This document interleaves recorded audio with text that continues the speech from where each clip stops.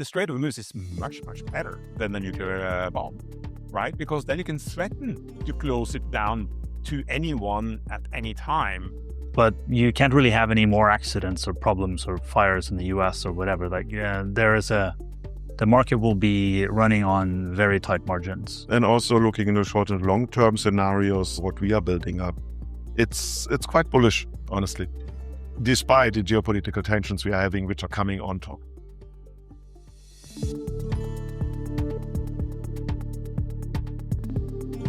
I'm here in Oslo, a million miles away from the war in Iran. If the Straits of Hormuz aren't open in the weeks and months ahead, we will all feel the impact. Not now, but certainly by the autumn. Well, I'm delighted to be joined by Elise Wu, our LNG correspondent based in France. A warm welcome to you, Elise. Thank you for having me. So, Elise, can you bring us up to speed on the latest developments around the Strait of Hormuz, and how have European gas and energy markets reacted so far? We've seen recently Iranian officials come out and say that they have reached a temporary agreement with Oman regarding a route for shipping through the Strait of Hormuz. But that, of course, has to be taken with a pinch of salt. They're also saying that the strait isn't reopened and the US haven't reacted. But in terms of tangible signals around flows normalizing, they have been quite negative. We've seen Iran publish a list of 46 vessels comprising, among others, oil and LNG tankers that wouldn't be allowed to cross the strait again because they had previously done so without Iran's authorization. And one of those vessels in the list was the Gaslog Shanghai, which Iran attacked earlier this month when it was trying to exit the strait. So analysts have been seeing a heightened risk of attacks on ships through the strait and don't seem to be expecting a resumption of Qatar's LNG production anytime soon. And then in terms of the impact on European gas prices, of course, in March we saw a panic price surge in terms of front-month TTF gas prices to above 70 euros a megawatt hour. That was more than a doubling compared to pre-war levels. And then in sort of April, May and June, we saw prices oscillate between 40 and 50 euros a megawatt hour.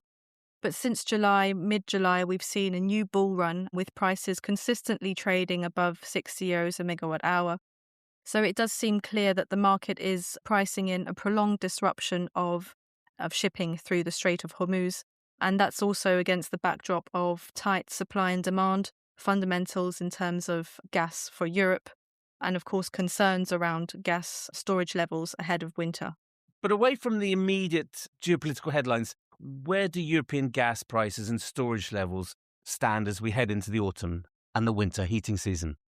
So European gas storage levels are currently very low. They're only around 63%, which is the lowest level in 5 years at least. That's partly because the injection season started from a relatively weak position, but also because the economics for injecting into storages just hasn't been there over the past months. So we've seen futures gas prices for winter not providing a sufficient premium to make it worth buying gas now, storing it and then selling it during the winter. And then, of course, on top of that, Middle Eastern LNG has been trapped inside the Persian Gulf. So that's added to the problem because although Europe wasn't historically relying on Qatar for a large chunk of its LNG, it's having to compete more fiercely with Asia now, which did source a large portion of its LNG from the region previously. But generally, I think it's important to say there doesn't seem to be a concern about a physical gas shortage. So even if storage levels fell short of targets, there seems to be more of a price risk rather than a volume risk there. Thank you very much for setting the scene for us, Elise. Thank you for having me, Richard. We dug deeper into what the Hormuz crisis meant for energy markets heading into autumn and winter, and how prepared Europe was for what came next. Well, I'm delighted to be joined by three distinguished geopolitical experts. Bjarne Schedroff of SEB, a warm welcome back on the pod, and Amund, warm welcome back on the pod, Amund of Eurasia, and Tobias Federico, our chief analyst at Montel. I'd like to start asking you, Bjarne, has Donald Trump already lost the war in Iran? In my view, he has. And I think he probably knows it. but he doesn't want to admit it to himself or to the world or to the US public. And what are the consequences of that? The consequence is that he will try to pay for time until the midterm election on the 3rd of November. And then eventually he has to pull out because, I mean, he doesn't have the defensive ammunition anymore. So eventually he has to leave. So the question is how and when. And potentially with quite a lot of egg on his face. I think so, unfortunately. Yeah. But he doesn't like losing, does he? He doesn't like losing at all. And I think at the moment what we're seeing is the US under Trump with no escalation dominance in the region. So what he's looking for now is some way out that enables him to save face on the pump, which is the most important thing in the US at the moment. And ahead of the midterm election, as Dana said. So that's the key elements here. How do you see the Straits of Hormuz situation developing here, Tobias? I mean, what are your views here? I think what will come out in the end, regardless who's going to win, is that there's a type of control over maritime choke points. And in the Strait of Hormuz, I do expect some type of control, tolls, security fees, Trump insurance, whatever will be there. And it's a key element for global trade and mostly for energy trade. And how do you view it then, Björn? I mean, who is taking control? Oh, Iran is definitely taking control. And the fact that Oman now is talking to Iran to try to figure out and come to an agreement of how to administer the transportation through the Strait of Hormuz in the future is sort of just a reflection of Oman realizing that this is in fact going to be the future. Of course, Donald Trump resist it and hate Oman for it, but I think Oman is just realistic about the situation. So, Björn, in terms of, the Straits of Hormuz, are we seeing some ships come through? And what kind of ships are they? I mean, we're seeing also some being attacked and oil spillage, which is very unfortunate for the region. And that has been the big question all along this summer, how much is actually going through. And we cannot see it, and we have all different reports. But now it's becoming clear that has been quite significant. And like 5-6 million barrels per day, predominantly crude, because it's very large crude carriers, 2 million barrels. Product tankers are much smaller, so I don't think the risk reward is as good, and mainly refineries are closed down. I mean, it's so much we don't really know what's going on down there.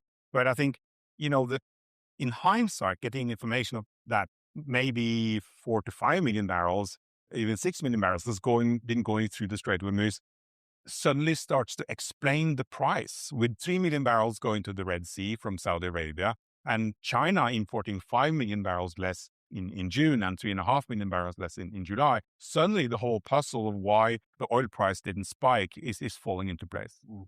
As well as inventories and lower Chinese demand, potentially. Well, I don't think that Chinese demand is so much lower. It's just that their imports of crude is much lower. These ships, have they been monitored? Are they slipping through at night? I mean, what? Yeah, exactly. Slipping through at night in convoys with defensive help from the U.S. Army and Air Force and trying to help them through. But these are oil shipments. What's happening with LNG and gas, Simon? What are you seeing there? Well, LNG and gas are much more constrained, right? So oil, in addition to ships coming out at night with the transponders off, some of it's been shipped out in pipeline. For gas, the story is much more difficult. Certainly for Qatar, it's difficult, both because there's been hardware damage in the region, but also because they have no alternate route out without going through the strait, and sort of the risk reward, smaller ships. Also, I would not like to be on a slow-moving tanker filled with LNG through the strait either. So there's it's explosive stuff, right? So for gas, the market's much more constrained than for oil. Less has been coming out, and the market's more constrained. And when do you see, when or if do you see the straits opening?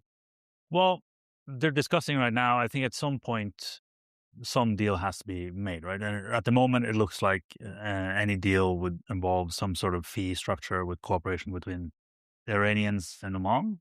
But also the incentive to make a deal at the moment's, lower for the parties. No one really has anything. The difference, at least, between what anyone can offer and what the other party would like to receive is too big to be, I think, very optimistic for a comprehensive long-term deal. And what's your view, the Straits on this? It's a bit, LNG is, at least our partial view when it comes to Europe, quite important to Europe. But the LNG deliveries to Asia are the more important element into this. In Europe, I think mostly Italy is affected. But nevertheless, as LNG is an element of global gas market and the global gas price, the shortage in Asia will affect European gas prices. And that's why we are also strongly monitoring what's going on there, what's with the volumes. And looking into the price forward curve of the gas market in Europe, we see that there is a tension expected until February, March, and then the forward curve drops. And this is something to do with additional liquefaction capacities from the US, but not only there, but also from Africa and from South America, for example, and not really that we will have a solution of the Strait of Hormuz. But nevertheless, I think this winter might become tight, not volume-wise, but definitely price-wise. So there will be a competition on LNG deliveries from the US to Asia or to Europe, depending on the willingness to pay for liquefied natural gas. When you say tight, what do you mean there? Can I pin you down? Well, I don't expect that we will have an energy crisis type like in 2022 with the Ukrainian situation and Russia. So we won't see these price spikes. It's a bit of a psychological element as we are strongly looking in Europe onto the storage levels currently, and they are really low, on a 5-year low. In Germany, actually, it's on a 15-year low when it comes to storage levels, but we are comparing apple with pears in that sense because 5 years ago, we didn't have any liquefaction capacities in Germany. So the total LNG volumes to Europe in general increased. To Germany, of course, it increased quite a lot. So we have an additional volume buffer. So I don't expect any shortages in volumes, but it's quite tight once we will reach the 20% levels of storage volumes.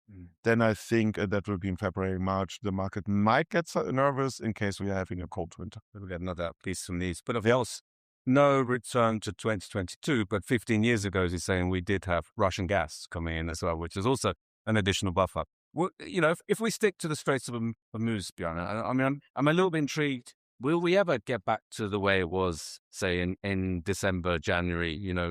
The traffic coming through, or have what's happened in the region, has that fundamentally changed trade, maritime and otherwise? Probably to some degree, but I think what Iran first and foremost wants and needs is that they want a weapon of deterrence. And they've been after nuclear weapons for a long time as a deterrence. But we do see that nuclear weapons, they don't work. Ukraine is attacking Russia, one of the biggest nuclear powers in the world. Iran is attacking Israel, a nuclear power. So the Strait of Hormuz is much, much better than the nuclear bomb, right? Because then you can threaten to close it down to anyone at any time. You don't want to accentuate on the threat. You just want to have the threat so that no one can attack you. That is what you want to prevent future attacks and threats. That is what the Strait of Hormuz is for Iran, plus potentially a small fee, but also de facto after this world war that Iran is the king and the controller of the Strait of Hormuz to get with them on. What a victory. Absolutely. And I'm sure they'll just sell it that way. But do you think then, in terms of the signals coming from the White House, I mean, I call it a little bit the merry-go-round. You get, escalation that is going to bond back to civilization, prices go up, and then there's talk of a ceasefire, prices go down. So as soon as oil prices sort of top 90 plus, then there's talk of the ceasefire. What's really happening is why is no one really getting this, if you like? Yeah. Well, I think everyone are looking at the Brent crude oil price or the other crude prices, and they are like 94, 95. And as I say, whenever they get to 100, Donald Trump is talking about ongoing negotiations and probably a reopening, and then down to 75 to go. But so that is sort of natural situation we've been living in for quite some time. But of course, there is why the crude oil prices haven't escalated or rallied or gone to the moon is, of course, because strategic reserves and commercial reserves are largely crude, right? And that is the buffer. But in natural gas, we don't have storage buffer. In oil products, we don't have storage buffer. And, diesel price $170 per barrel. I think sort of now Donald Trump doesn't know what to do. And he's tried to bomb them forever, and before that sanctioned them forever, and now he cannot attack. Yes, he can threaten to bomb them to pieces, but he doesn't have defensive rockets anymore. So when they re-attack after his next attack or possible attack, you cannot defend oil and gas infrastructure in the Middle East and the US allies in the Middle East from the attacks because you're low on defensive ammunition and rockets. So that is the trouble on re-engaging on new bombing on Iran. Yes, they have the bombs to bomb them, but they don't have the defensive rockets to defend themselves, and they take years to refill. And so now he's saying, okay, so we revert to economic sanction, and that is basically just kicking the can down the road because that doesn't work. And the last thing, every day that passes by where US is not bombing Iran, they are moving at high speed to build new weapons and new defensive system and prepare for the next conflict. So they are getting better and better and stronger by the day. Absolutely. And like you say, there's the actual attacks in the region, but there's also the perception of attacks is almost as dangerous. How do you view this? What are we facing in this autumn and winter? It's all a bit of a mess, right? Yes, I think we could expect this kind of to slug onwards through the winter with this permanent geopolitical risk premium on everything that moves through the strait. And I think you have to assume that will continue onwards, right? What this crisis and the war has kind of proven is that what was a hypothetical problem of Iran closing down the strait at the start of the year is now a real prospect that can be tied to any geopolitical tension in the region or elsewhere where Iran has a horse in the race, right? So I think for oil markets and gas markets, this is a new reality compared to prior to the war. But we are once again in a situation where nothing else can break in Europe. Right, so it will be tight, but the prices will be the primary indicator of a tight market. But you can't really have any more accidents or problems or fires in the US or whatever. The market will be running on very tight margins, both for power and for gas over the winter, if it's cold at least. But this cycle of a threat of escalation, a price rise, and then talk of ceasefire, negotiations, do you see that cycle continuing then?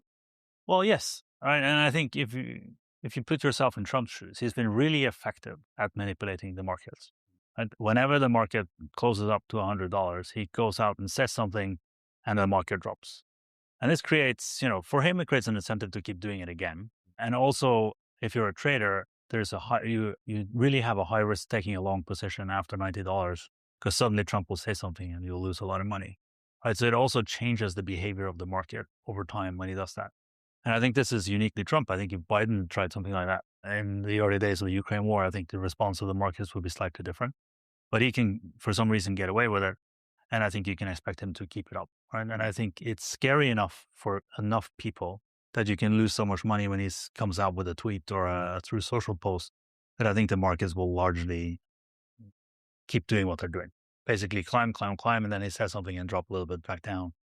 That said, if the Chinese have to re-enter the market at higher volumes, if something happens that, makes the crude market contract a little bit, then I think you'd see a stronger price response, right? Because this can only work on the margins. If there's real shortages, I think you would see higher prices. And in terms of European gas, we've seen this situation since the end of February, early March. Nothing's really changed in terms of supply from the Gulf to Europe. But now there must be a sense of urgency creeping in here. I mean, Europe does need to fill these storage facilities. And when and how is that going to happen? Yeah, that's the question. If you look into the how situation, first of all, we see that the summer-winter spread is negative, so there's no economic incentive to do so. And we see it. There might be a political incentive. At least in Germany, we have this obligation that you need to refill to certain levels. But actually, we had the same situation last year, where the owner of the biggest German storage facilities, the German facility is Reden, the owner is Sefe, and Sefe is state-owned. And actually, they're not refilling at all. Even they could, in theory, and they could have the money, so their storage level is even lower than in the year 2021, just before the Ukrainian war started. And Reden was owned by Gazprom Germania back in the days. So that's an interesting situation. This is one thing. The other thing is also that in Germany, at least, they're discussing a strategic gas reserve of 10% of the storage levels. That could be interesting, could be a buffer, but if it comes really, then it would come for the next winter season, so 27, 28, which also makes sense because you need to refill gas storage up to August or even 1st of November. That's the kick-in date. And the 1st of November, for example, is something where if you look into current projections of the German gas filling storage and also European ones, in Germany, we do expect currently 65% storage levels. Currently, we are at 50%. And even 65% would be hard to reach, honestly. On a European level, we do expect around about 70% filling levels. And that's a bit more of a psychological element, honestly. We didn't really see that much in the gas market, what happens in the oil market, where you do have the impression that with a through social tweet and also a message on through social, that the market is reacting directly. But we saw some interesting effects in the gas market where people obviously took some interesting positions right before a tweet has been posted. And that's interesting to see. But the general price levels right now, it's 60 euros, if I'm not wrong. So it's double the prices we had before the war. And the situation economically is not really changing. And the governments are calming down a bit. They don't see a volume risk as we do, but they're not talking about a price risk. And I think this is a type of a boomerang, because higher gas prices somehow will come to the end consumer latest next year. And then it might become a political issue. But it's not in the same situation, again, pointing back to 22, in effect, the German government wrote a blank check for filling the storages. And it's quite interesting, this aspect of traders or whatever, someone in the market getting information beforehand and acting on it. I mean, I don't know what your feelings are beyond it. I mean, how your customers, what you're hearing in the market, what are people reluctant to trade at the moment? Are they holding back, or are they joining the party, as it were? Well, it's just one reflection first. The fact that the time spreads on TTF nat gas is not giving a strong incentive to rebuild stocks aggressively. It's basically a very, very strong signal from the market that the market is not panicking. The market is not deeply concerned. And I think that is worth sort of taking into account. So why is that? So something the market is thinking or calculating is telling the market that we don't need to be crazy aggressive to rebuild stocks. I don't know why, but that's sort of worth looking into. I think in 2022, everyone were shocked to pieces. And our industrial clients were extremely active all through that year and 23. I don't know if the market has become tired of being shocked, because I think many of our clients, I mean, this has not been high volume, high activity from our industrial clients. Rather, they've been sort of pulling back and saying, oh, wow, all right, we'll just wait and see. So rather than sort of being hectic, hedging, taking on new hedges, off old hedges, they rather sit back and extremely careful. And yes, we'll wait and see. And, a little while back in the summer, Brent crude was trading at $70, and you could buy, oil product prices for the second half of 27 at normal prices, all inclusive. But no one wants to buy that either, because maybe I can buy it cheaper, right? So they've been rather sort of seizing on that opportunity to buy low prices when the spot was down at like 78 in June, late June, I think it was.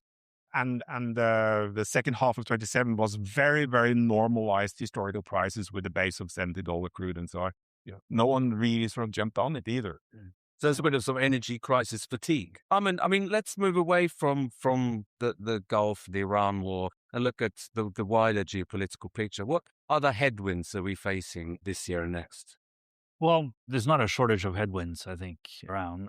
So staying in Europe, I think the French election next year will be one to watch, right? So in general, I think for energy industries or anyone following sort of long-term high capex industries, the sort of gradual deterioration of political decision-making ability is bad, right? So you can see it in parliaments around Europe and in the US certainly, but I think the sort of the primary flashpoints of that would be French election next year and then onwards to the next sort of German federal election, I think would be sort of very interesting in terms of political headwinds. In general, you can kind of see this trade war discussion is ongoing. I think for Europe, this Chinese-Europe DC discussion, I think will be a slightly longer term, but also now very difficult. Right? So I think shortages on critical minerals, on what you need both for the energy transition and for basically for everything else, I think would be highly difficult. So I think, and it's quite interesting as well in that debate and that context, because suddenly nuclear has become very much the torch for the right wing, and renewables very much the left thing. It's quite interesting how that's kind of flipped, if you like. I think that's interesting also because it means in some way or shape, the right's also acknowledging that there's something to climate change.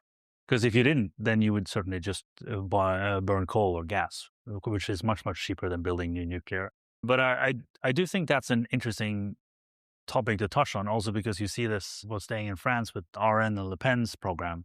Certainly they won out of short-term renewable projects for the short and medium term in favor of nuclear, which has a longer time horizon. So I think if you look at some power markets in Europe going forward, you have this massive squeeze towards the end of this decade, 28, 29, and 30, where the only option you have is basically onshore wind and solar and some offshore wind project to plug that hole. And if more and more governments kind of stepping back from some of that more controversial land-based renewable energy in favor of longer-term assets, that doesn't really solve that squeeze. And inside that time window, there's all the data centers and all the AI growth and everything that's going to have to come to Europe as well. So I think that sort of problem around NIMBYism and some of the onshore renewable energy things is a real problem, right? Because it's the only fix for that short-term window, at least when there's no gas turbines to be bought anywhere for a time at the moment, as I hear. Absolutely. So, are there any sort of bearish signals out there? Is there any good news out there, Tobias, that we can highlight? Well, you give me the most complicated question. Actually, it's a bit hard to see bearish signals currently. I think we are, what I've heard, in a terminal poly crisis.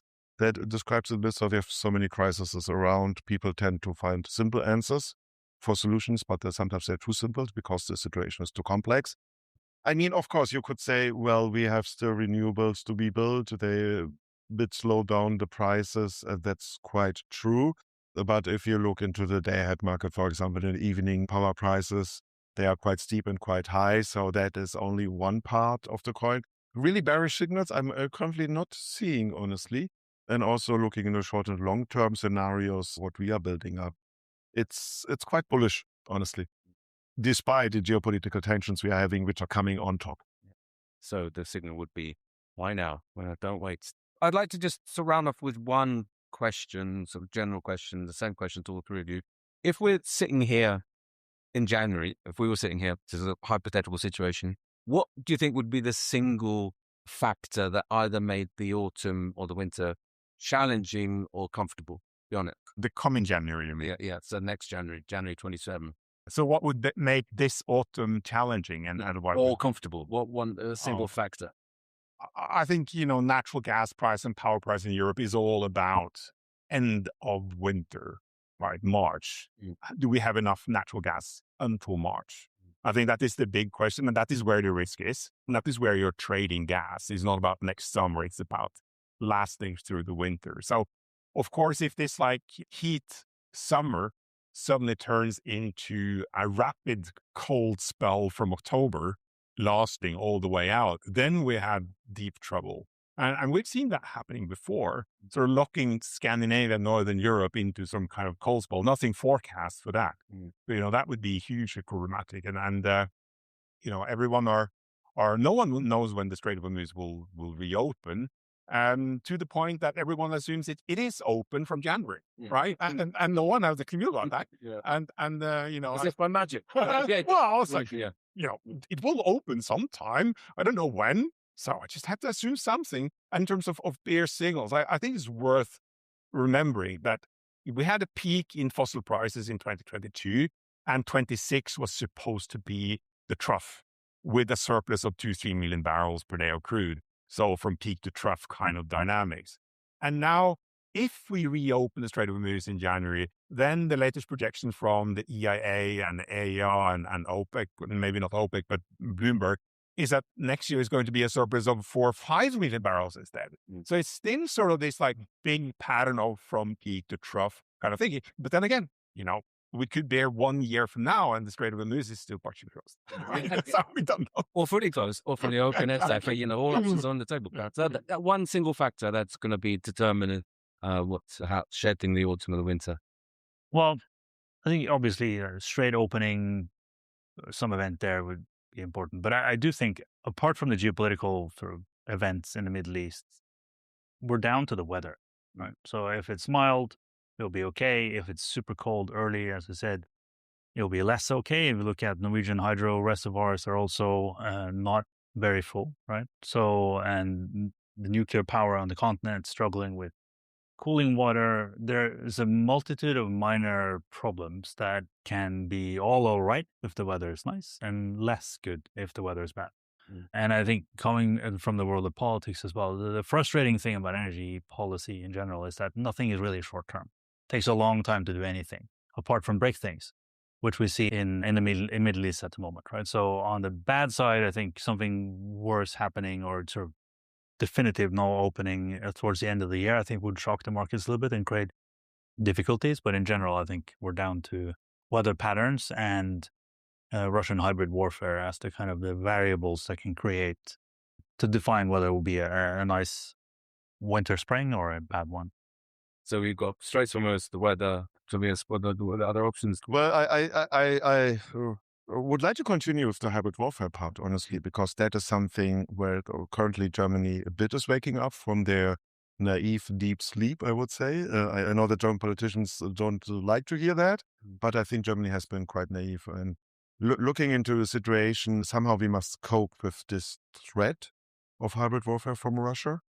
And that is something which I think once we manage it in a, let's say, way where Russia believes that we are able to fight against it, to defend ourselves against hybrid warfare, then could be, despite those two other topics, the one thing I would like to add on top as a chairman. Well, a scary scenario anyway. But Bjarne, Amund, and Tobias, thank you very much for being guests on the Plugged In podcast. Thank you. Thank you. Thank you. Always welcome. And to you listeners, thanks for listening to this episode of Plugged In. If you enjoyed this discussion, please like, rate, and follow to make sure you get the latest podcast episodes as soon as we release them every Thursday. Finally, you can head to montelnews.com for more news and analysis from our team of journalists across Europe and beyond. See you next time.